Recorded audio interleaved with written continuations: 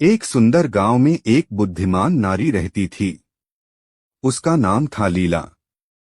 वह गांव की सभी समस्याओं का समाधान निकालती थी और लोगों की मदद करती थी। गांव के लोग उसे बहुत सम्मान देते थे।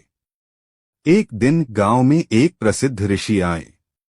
उनका नाम था आनंद। ऋषि ने गांव में शांति और प्रसन्नता देखकर लीला की प्रशंसा की। उन्होंने कहा, हे लीला, तुमने इस गांव को बहुत खुशहाल बनाया है। तुम्हारी बुद्धि और करुणा से लोग बहुत लाभान्वित हुए हैं।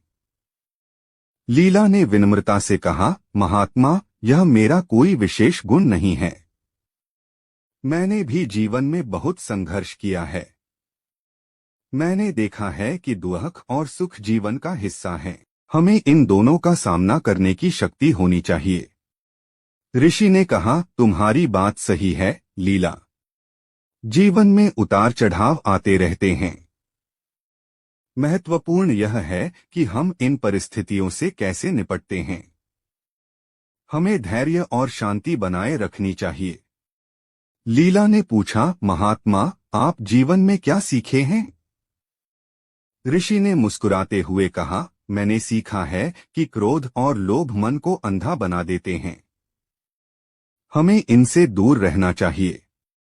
हमें दूसरों की मदद करनी चाहिए और हमेशा सत्य का मार्ग अपनाना चाहिए।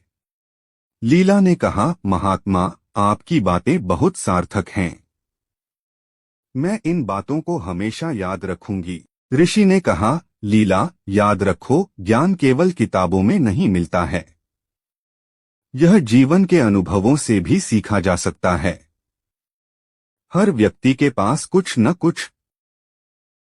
विक्रम एक प्रतिभाशाली युवक था।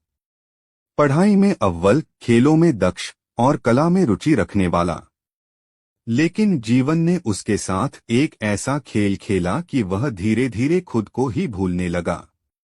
सब कुछ एक दिन में ही बदल गया।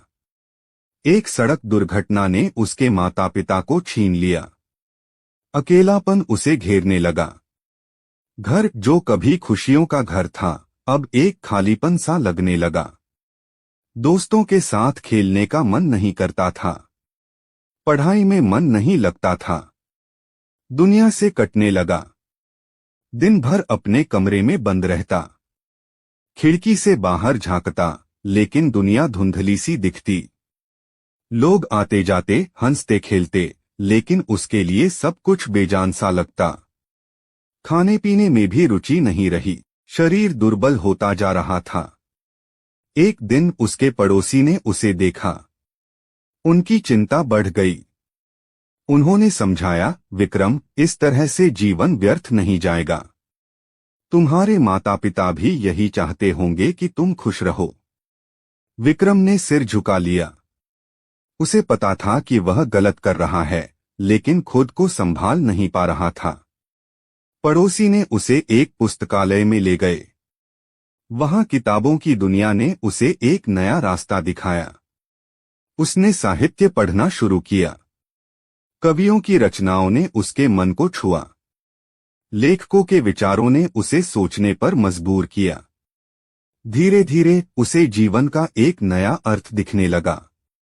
उसने महसूस किया कि वह अकेला नहीं है। दुनिया में भी ऐसे लोग हैं जिन्होंने दुख झेले हैं, लेकिन उन्होंने जीवन से हार नहीं मानी।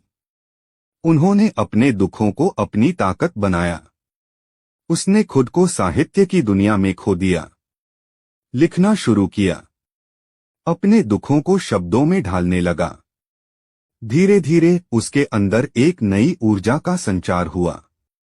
उसने सोचा, मेरे माता पिता चाहते होंगे कि मैं कुछ करूं। मैं अपने जीवन को सार्थक बनाऊं। उसने एक साहित्यिक संस्था बनाई। युवाओं को लेखन के लिए प्रोत्साहित किया। उनकी प्रतिभा को निखारा। धीरे धीरे वह फिर से उसी विक्रम बन गया जो कभी हुआ करता था। खुश, संतुष्ट और जीवन से जुड़ा हुआ। उसने महसूस किया कि दुख ने उसे तोड़ा नहीं, बल्कि मजबूत बनाया। एक युवक सबको धोखा देने लगा, पत्नी समझाती है। एक कहानी जो हर किसी